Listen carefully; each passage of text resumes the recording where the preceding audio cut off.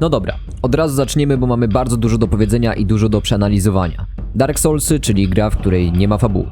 Tak przynajmniej sobie pomyśli przeciętny laik, bo fabuła istnieje, tylko nie na powierzchni, ale ukryta pod spodem. W opisach itemków, strzępkach dialogów, rozmieszczeniu przeciwników, architekturze i tak dalej, i tak dalej. Ogarnięcie co i jak to takie układanie klocków Lego rozsianych po całej trylogii, ale dobra wiadomość. Wy nie musicie tego przechodzić czy analizować i szukać strzępków informacji, ponieważ dzisiaj to ja wam opowiem, o co chodzi w Dark Souls.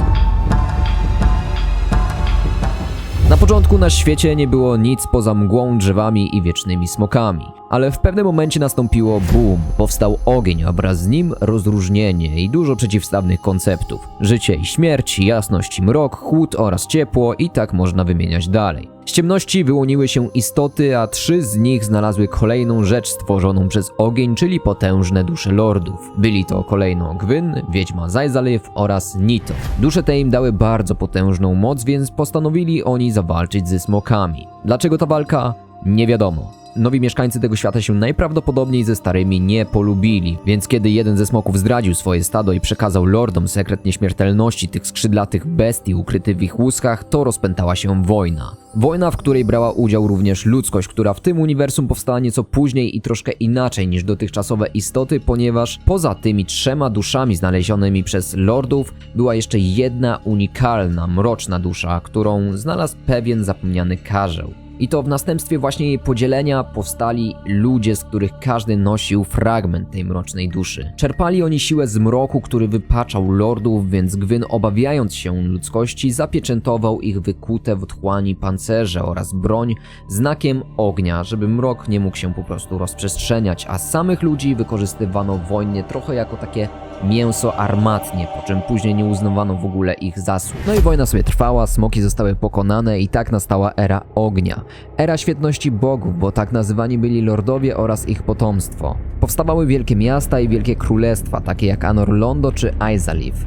Nito zszedł sobie do podziemi, a smok odmieniec, który pomógł bogom w ich walce, otrzymał status hrabiego i w swojej siedzibie mógł prowadzić badania nad magią i nieśmiertelnością. Ogólnie całe życie kwitło, ale wszystko co dobre kiedyś się kończy, bo pierwotny ogień w pewnym momencie zaczął wygasać. Świat powoli ogarniał mrok, który jak wcześniej wspominałem wypaczał bogów i doprowadzał ich do szaleństwa.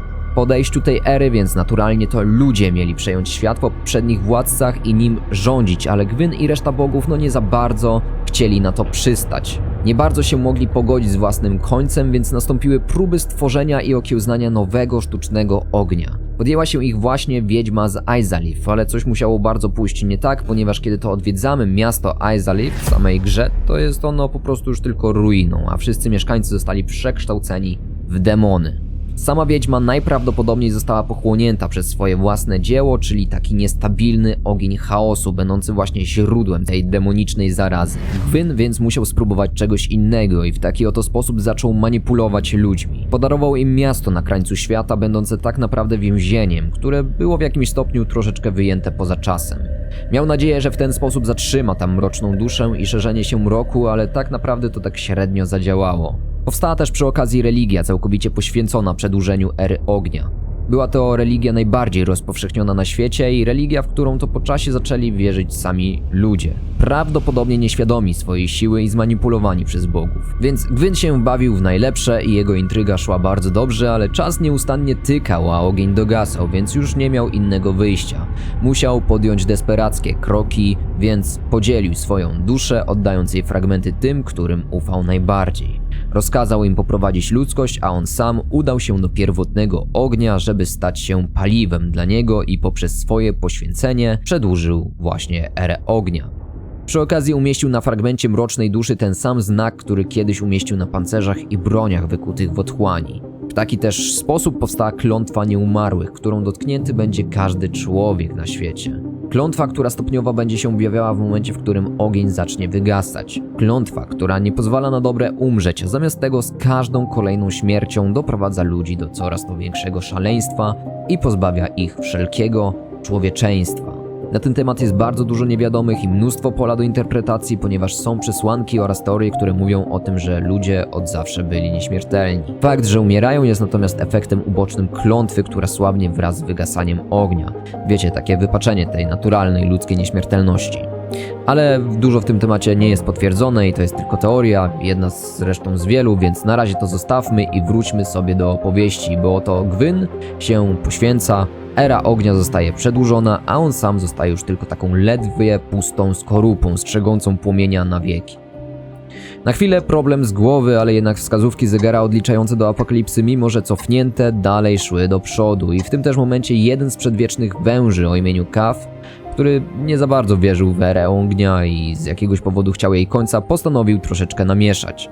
Za jego namowami i manipulacjami wyniknęły dwa poważne wydarzenia, czyli po pierwsze wybudzenie Manusa, którego człowieczeństwo oszalało i w następstwie tego wypaczyło całe Olassil, co z kolei doprowadziło do tego, że miasto powolutku było pochłaniane przez otchłań. Oraz druga sprawa, czyli przekazanie sztuki wysysania człowieczeństwa 4 królom w Nowym Londo, co doprowadziło również do rozwoju otchłani i w tym miejscu. Jako że otchłań była bardzo niebezpieczna dla bogów, to szybko postanowiono się z tymi problemami uporać. Do Olassil został wysłany jeden z 4 najlepszych rycerzy Gwyna, czyli Artorias oraz jego wierny towarzysz wilk Sif. W Dark Souls 1 po 200 latach od tych wydarzeń można usłyszeć o ich chwalebnym triumfie, ale jednak w pewnym momencie przenosimy się w czasie o te 200 lat i spotykamy właśnie tam Artoriasa, ale o dziwo nie zwycięskiego, tylko właśnie pokonanego i wypaczonego przez mrok, któremu nie udało się spełnić misji. Co więc się stało? Otóż tutaj nasz główny bohater troszeczkę namieszał, ponieważ skopał tyłek Artoriasowi, a później skopał tyłek Manusowi, który był źródłem tej całej otchłani i w taki oto sposób zatrzymał szerzenie się mroku, więc ziemia, na której stało Olassil, mogła zacząć swoją regenerację i po 200 latach wygląda jak to, co widzimy w Darkroot Garden.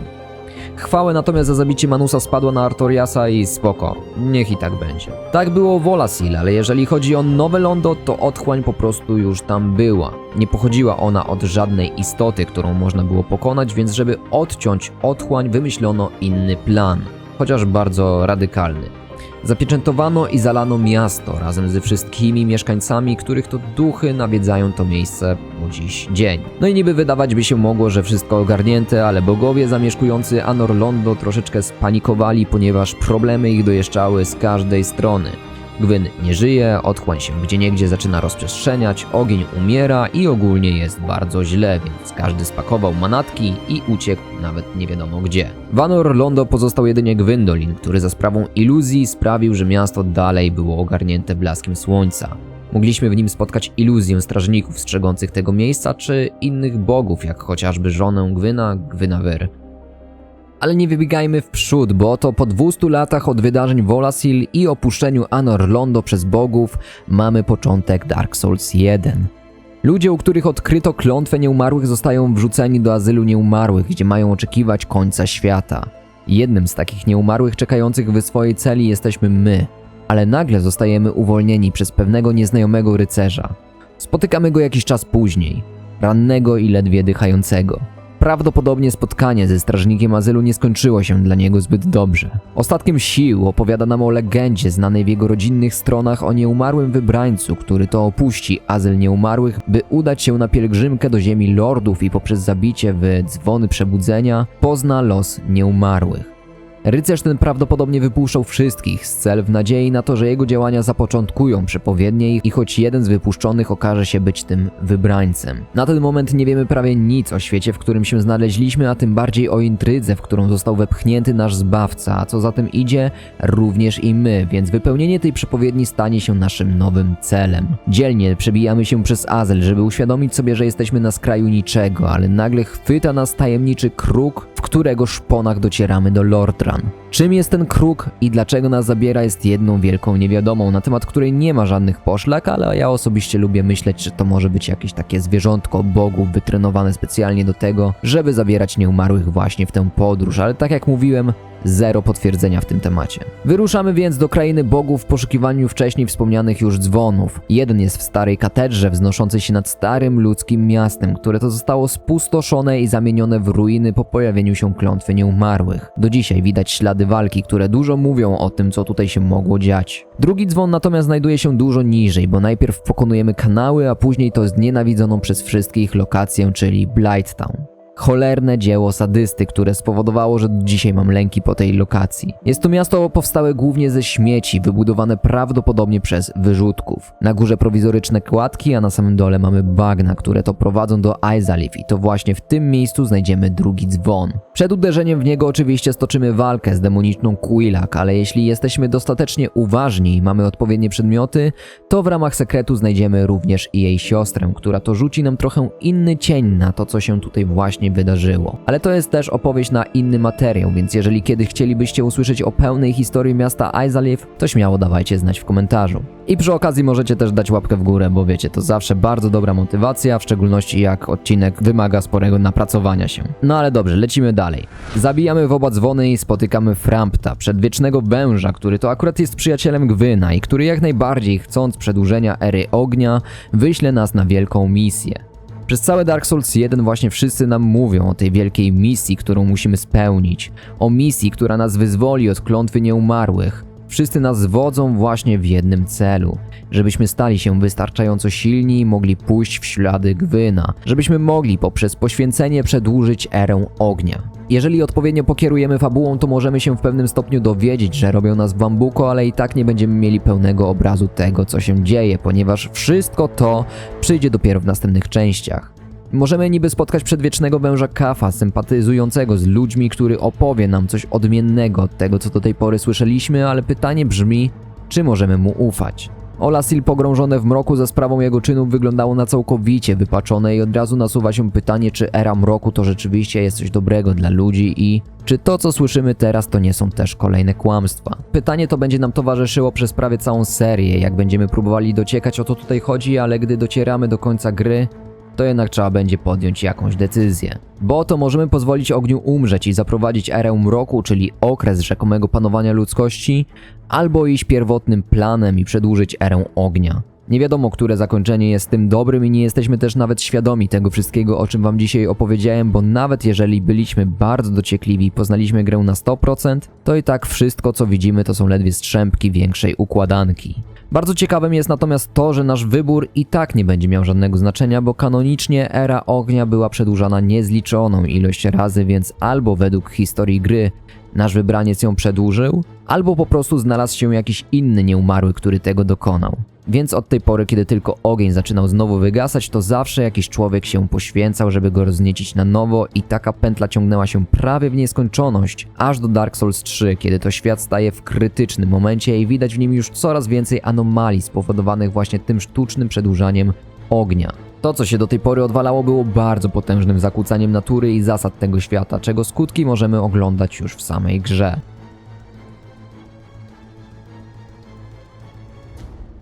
Na końcu tej przygody klasycznie będą czekać na nas wybory, bo byty wyznaczone do przedłużenia ery ognia z własnych powodów nie chcą tego zrobić.